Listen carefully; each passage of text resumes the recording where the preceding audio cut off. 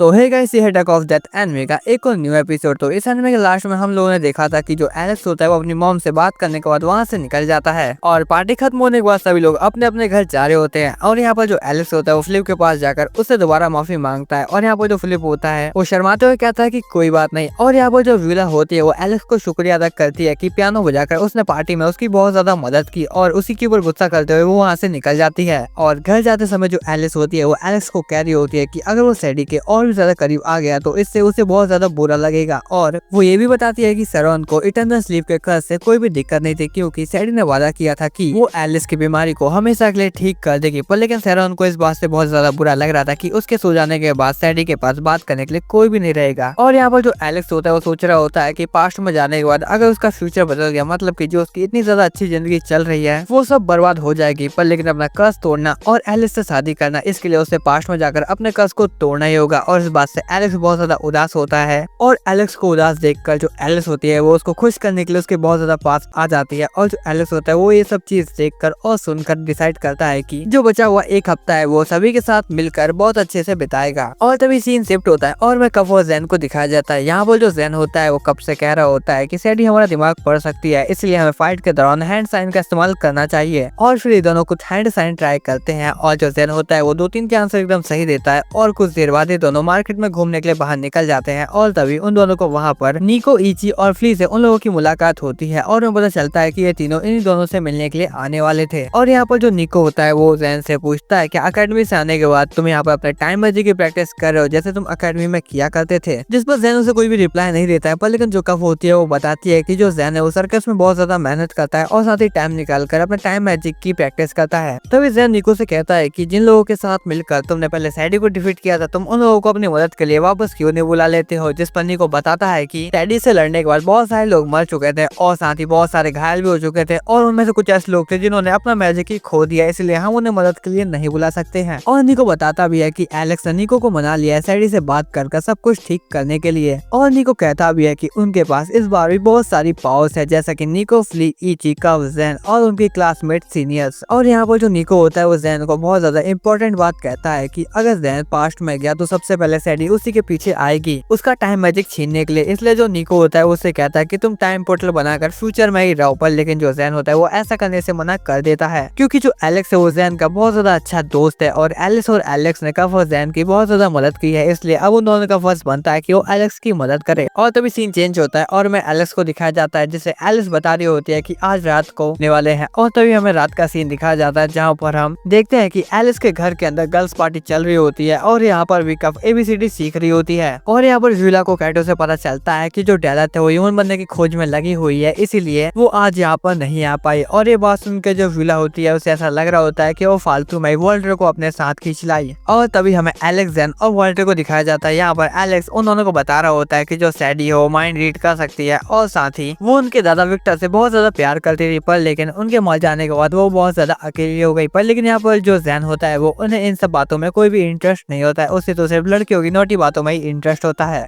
जैन के मुताबिक लड़कियां अभी पार्टी के अंदर बहुत ज्यादा नोटी बातें कर रही होंगी। और तभी हमें व्यूला को दिखाया जाता है जो सभी लोगों से कह रही होती है कि हम अपने अपने प्यार की बात करते हैं, पर लेकिन इसमें कोई भी इंटरेस्टेड नहीं होता है। लेकिन तभी वापस सीनियर क्लास की लड़कियां आ जाती हैं जो कह रही होती है कि फ्ली से सबसे ज्यादा प्यार कौन करता है और उससे शादी कौन करेगा। पर लेकिन इस बात से व्यूला बहुत ज्यादा गुस्सा हो जाती है और उन सभी के ऊपर चिल्लाने लगती है। और यहाँ पर जो कैटो होती है व्यूला को खुश करने के लिए अपने प्लांट मैजिक का इस्तेमाल करती है, पर लेकिन खुश होने की जगह जो व्यूला होती है वो बहुत ज्यादा डर जाती है। और तभी जो व्यूला होती है उसकी नजर एक मुरझाए फूल के ऊपर पड़ती है और वो एलिस से पूछती है ये क्या है, जिस पर एलिस उसे बताती है कि मैं जिससे सबसे ज्यादा प्यार करती हूँ ये उसने ही मुझे दिया है। और यहाँ पर जो व्यूला होती है वो सब लोगों से पूछती है कि आखिर एलिस से सबसे ज्यादा प्यार कौन करता है। पर लेकिन इस बात पे कोई भी ध्यान नहीं दे रहा होता है, क्योंकि सभी लोगों को पता है कि एलिस से सबसे ज्यादा प्यार एलेक्स करता है। और तभी जो व्यूला होती है वो कमरे के बाहर आकर जोर से चिल्लाती है और कहती है कि मुझे याद आ गया कि एथ के बाद आई आता है। और फिर सभी लोगों के जाने के बाद रॉब के कहने पर एलेक्स और एलिस पिलो फाइट कर रहे होते हैं और यहाँ पर जो रॉब होता है वो ठक कर सो जाता है। पर लेकिन एलेक्स और एलिस एक पिलो का पूरा पहाड़ी बना देते हैं और फिर उसके अंदर जाकर खेलने लगते हैं, वो भी बिना छुए। और तभी रॉब की आंखें खुलती है और वो उन दोनों को खेलते हुए देखता है और अपने मन में सोच रहा होता है कि शायद अगर मैंने शादी कर ली होती तो इनके जैसे मेरे पोता पोती होते। और यहाँ पर जो रॉब होता है वो सोच रहा होता है क्या उसने सही किया एलिस को मेंशन के अंदर लाकर, क्योंकि मास्टर एलेक्स अब उससे बहुत ज्यादा प्यार करने लगे हैं। और यहाँ पर एलिस इस बात को बहुत ज्यादा अच्छे से जानती है कि चाहे कुछ भी हो जाए इन दोनों की शादी नहीं हो सकती है क्योंकि जो एलेक्स है वो एक नोबल है और एलिस एक मेड है। यहाँ पर रॉब बहुत ज्यादा दिक्कत में होता है, पर लेकिन वो डिसाइड करता है कि वो उन दोनों के बीच में नहीं आएगा क्योंकि एलेक्स के लिए एलिस के दिल में बहुत ही ज्यादा प्यार है। और यहाँ पर हम देखते हैं कि जो एलेक्स होता है वो रॉब से पूछ रहा होता है कि किसी लड़की को प्रपोज कैसे करते हैं। यहाँ पर रॉब हैरान होते हुए पूछता है कि आखिर तुम प्रपोज कैसे करना चाहते हो।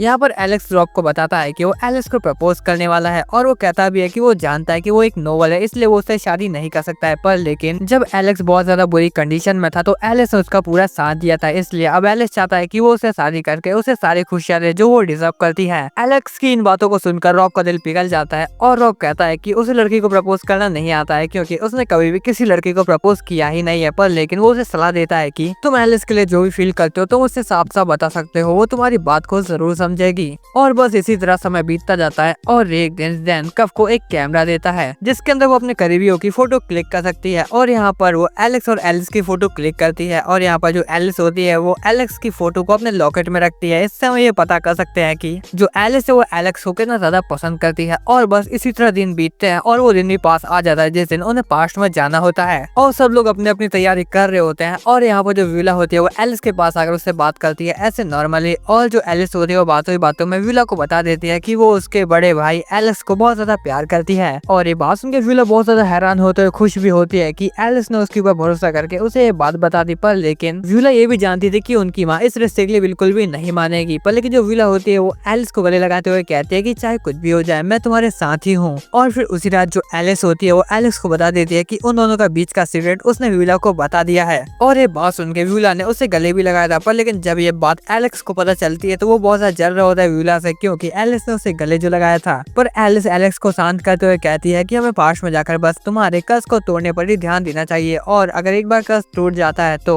वो उसे वैसे ही गले लगाएगी जिस तरह उसे विला ने लगाया था। और इन सब बातों को सुनकर जो एलेक्स होता है वो एलिस से वादा करता है कि जैसे उसका कर्ज टूट जाएगा वो सबसे पहले उसे ही गले लगाएगा। और अगली सुबह एलिस और एलेक्स पास्ट में जाकर सैडी से मिलने के लिए एकदम तैयार होते हैं। पर लेकिन यहाँ पर जो एलेक्स होता है वो बहुत सा डरा हुआ होता है। पर लेकिन डेल तो उसे कहती है कि सैडी से बात कर समझाने के लिए तुम सबसे परफेक्ट इंसान हो क्योंकि तुम विक्टर के पोते हो, इसलिए सैडी तुम्हारी बात जरूर समझेगी। और यहाँ पर डेल भी चाहती है कि सैडी को ना मारा जाए क्योंकि वो उसको विच वर्ल्ड के लीडर बनाकर खुद ह्यूमन बन जाएगी और वॉल्टर के साथ शादी करके एक नॉर्मल और हैप्पी लाइफ जी सकती है। पर लेकिन डेल आती है अपना फ्यूचर प्लान किसी को भी नहीं बताती है और वो ये भी कहती है कि वो अपने साथ कैटो और टैटो को नहीं ले जाएगी क्योंकि अगर डेल को पास्ट में कुछ हो गया तो विच वर्ल्ड को भी संभालने के लिए कोई ना कोई तो चाहिए ना। और तभी वाबर निको और सभी लोग आ जाते हैं और वो सभी लोग पास्ट में जाने के लिए एकदम तैयार हो जाते हैं। और निको हमें बताता है कि कई विजार्ड सैडी से मिल चुके हैं और सैडी ने उन लोगों को कुछ भी नहीं किया था। पर लेकिन एक दिन सैडी को बहुत ज्यादा गुस्सा आया और उसने निको को एक छोटा बच्चा बना दिया कर्ज देकर और साथ ही उसे इनमॉर्टलिटी का भी कर्ज दे दिया जिस वजह से वो पीची के साथ बूढ़ा होने के बावजूद वो उसके साथ मर नहीं सकता है। उसने बहुत सारी कोशिश की है अपने आप को मारने की लेकिन कुछ भी काम नहीं आया और इसलिए निको एक फैसला करता है कि वो सैडी को मार देगा और वो सैडी को मार भी देता है। पर लेकिन सैडी के मरने के बाद भी निको का कर्ज नहीं टूटता है, इसलिए वो डिसाइड करता है कि वो एक मैजिक एकेडमी खोलेगा और उसके अंदर सभी स्टूडेंट को मैजिक सिखाएगा और साथ ही वो एक ऐसे बंदे की खोज करेगा जिसे टाइम मैजिक आता हो और फिर वो इसका इस्तेमाल करके टाइम में पीछे जाकर सैडी को तभी मार देगा जब उसने निको को कर्ज नहीं दिया था। और हम प्रेजेंट का सीन देखते हैं जहाँ पर सभी सीनियर लड़कियां एलेक्स को मेंशन को देखकर बहुत ज्यादा खुश हो रही होती है। पर लेकिन जो निको होता है वो ये सब कुछ छोड़कर अपना प्लान सभी लोगों को बताने लगता है और वो कहता है कि पास्ट में 3 ग्रुप जाने वाले हैं और फर्स्ट ग्रुप के अंदर होते हैं फ्ली, एलेक्स,